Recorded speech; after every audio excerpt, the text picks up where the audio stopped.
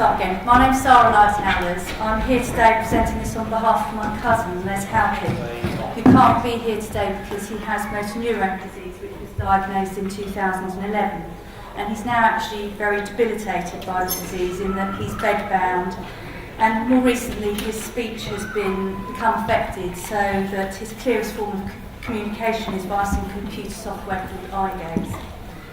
As Les is a statistician by background, when he was diagnosed with motor neurone disease, he was very shocked to find that the only drug available to him was a drug called riluzole. This is a drug of only very limited benefit in the treatment of motor neurone disease, only benefits some individuals, and is a drug that has been around for about 20 years.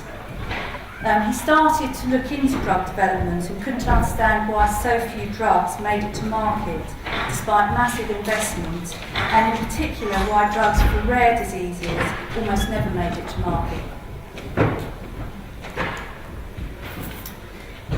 In an effort to find out, he founded an organisation, Empower Access to Medicine, whose aim is to empower patients, clinicians, policymakers, academics and the pharmaceutical industry to change the drug development process and to speed up the delivery of life-saving, life-prolonging or life-enhancing medicine, particularly for those suffering from uncommon conditions and particularly where the lifespan of the sufferer is short.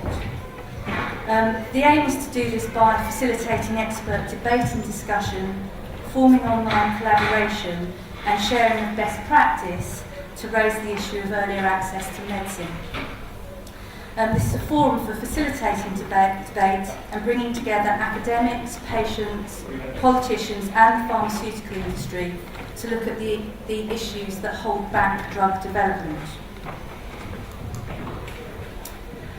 So Empower Access to Medicine was founded just over a year ago, and since then the campaign has made significant headway.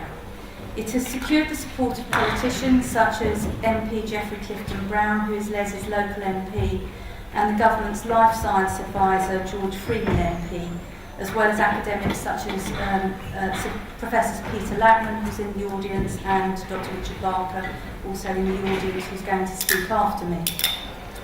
The organisation has been meeting with patients, medical professionals and legislators, all in an effort to get to the root of what stifles drug development, what prevents drugs from getting to market, and what holds doctors back from prescribing medicines. They have found that there are no simple answers, but there are things that could be done.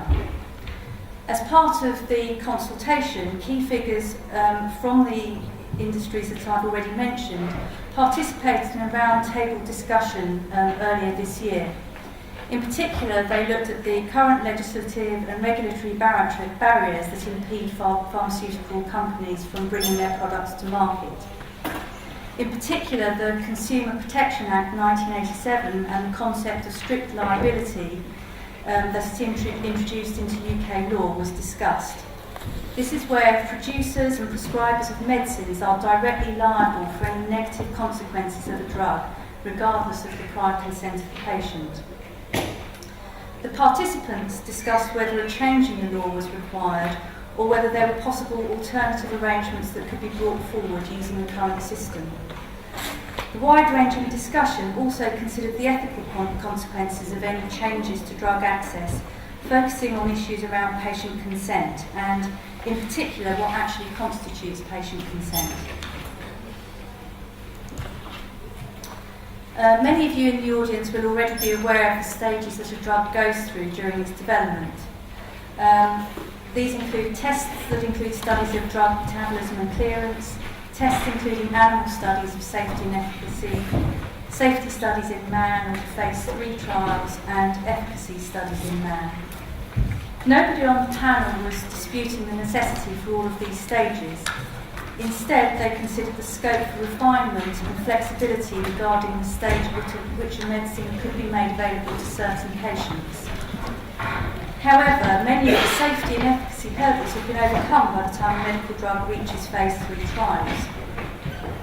Sir Peter Lackman proposed no change to this practice, only that in relation to some drugs for certain conditions, drugs could be used before or whilst phase 3 trials are occurring, and that this may speed up drug development, particularly as it's very difficult to recruit large numbers of patients into trials who have rare illnesses and a short lifespan. Modifying the requirement for phase 3 trial where appropriate could be done in several ways. Sir Peter proposes a system of indemnities that the campaign is currently referring to as the Halpin Protocol. And this protocol poses a series of questions. Does the patient suffer from a life-threatening illness to which there is currently no sufficient medical treatment? Does the patient give informed consent to the modification of his or her legal remedies against the developer of the drug and against those conducting the clinical trials? Has the developer undertaken that the clinical trials will be conducted in a properly controlled environment and under medical supervision, and the results of the trials will be published whatever the results?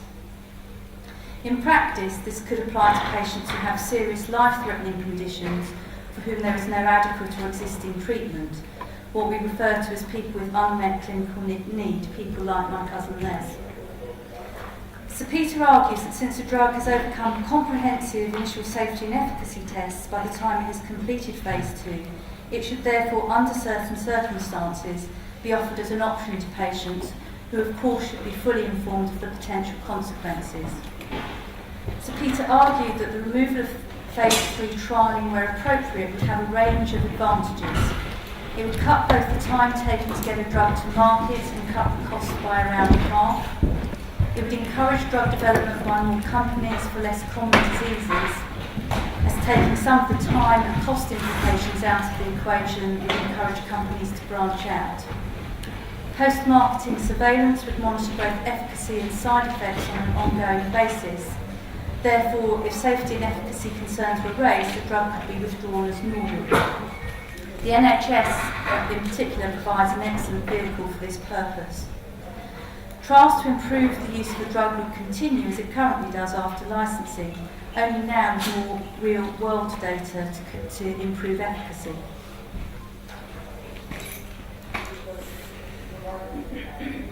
There are other barriers to use of drugs at an earlier stage of testing. There are cultural issues in the pharmaceutical, medical and litigation fields that currently hinder drug development. The number of drug trials started in Europe has dropped by a quarter since the mid-2000s, and that was from an already declining baseline. International statistics reflect an exponential decrease in the number of new drugs produced for similar levels of investment.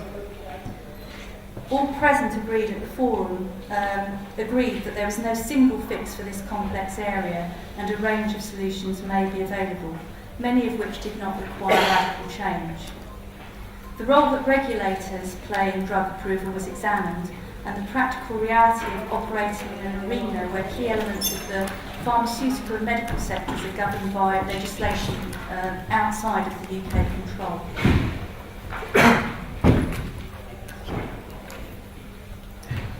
It was suggested that there remains a lot of work to be done to optimise the existing flexibility in the system. New FDA programs in the US demonstrate that more can be done to speed up the system in Europe as well. One of the most significant barriers that could be overcome is the guideline culture of the regulators that infringes on the autonomy of doctors to prescribe drugs that they think may help. These guidelines often base their recommendations on the data required from phase 3, and as such will not support prescription without the data. Empower believes that for certain patients, the risk ratio is significantly skewed in favour of taking greater risks in using medicines that have demonstrated early signs of effectiveness. This is where the Halpin Protocol diverges from utilising current flexibilities in the existing system into the territory that would require a change in the law. The protocol in its current form calls for the option of a legally binding indemnity for patients in circumstances such as Les. This would be a legally binding agreement that absolves the prescriber and developer of legal recourse should there be a negative side effect from the treatment. The nature of such an indemnity inevitably calls into question concepts of informed consent. For a patient to be able to sign such a legal indemnity, it is only right that they do so in full knowledge of what those consequences might be. However, in such a complex area where there are so many unknowns, it is ethically challenging to define what would constitute informed consent. The Halpin Protocol seeks to empower the patient to make decisions for themselves and overcome the notion that any negative consequences should automatically lead to legal action against the prescriber or developer.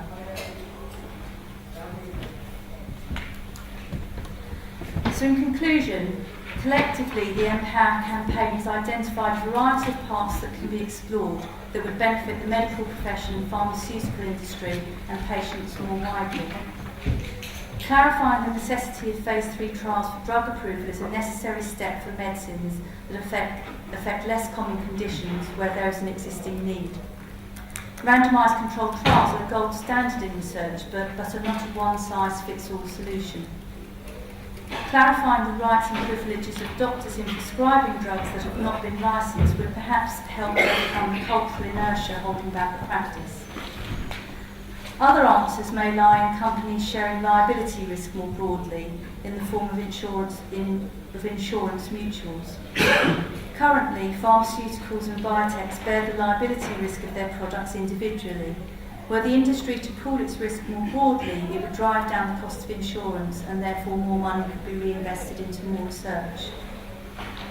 The Halpin Protocol presents an opportunity for patients with unmet clinical need to take control of their treatment in collaboration with their doctor. However, there are a great many things that can be done now to drive this agenda forward for patients. Adaptive licensing, flexibility with phase 3 trials, to name a few. Thank you for letting me share these findings with you, and Empower look forward to taking this report to government and regulators to seek clarity on how we can speed up a slow and cumbersome system. Les knows that it's too late for him to feel the benefit of any of the changes of the system, but I know that he would take some satisfaction in knowing that he had set the wheels in motion for a more efficient and effective system. A system that could give patients like him the right to try in the future. We actually have copies of the report that James Hargrave, who from Empower to Medicine, has with him, who you'll find in the auditorium after. So if any of you are interested in the hard copies, please find James. Thank you.